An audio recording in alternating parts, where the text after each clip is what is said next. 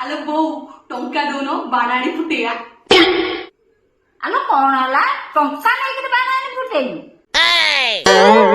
କଣ ହେଲା ଟଙ୍କା ଖର୍ଚ୍ଚ କରିବୁ ବାଣ କିଣିବୁ ପ୍ରଦୂଷଣ କରିବୁ ରୋଗ ବିମାର ଘର ଧରିକିରି ପୁରେଇକିରି ବସିବୁ? ନା ନା ହେଇପାରିବ ନା।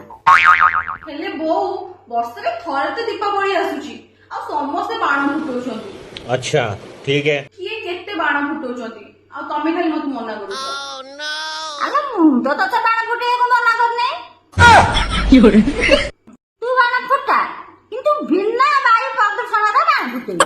ହଁ ଆଲୋ ବୋଉ ବାଣ ଫୁଟେଇବି ମାନେ ତ ବାୟୁ ପ୍ରଦୂଷଣ ହବ, ବିନା ବାୟୁ ପ୍ରଦୂଷଣରେ କେମିତି ବାଣ ଫୁଟେଇବି? अब देख तू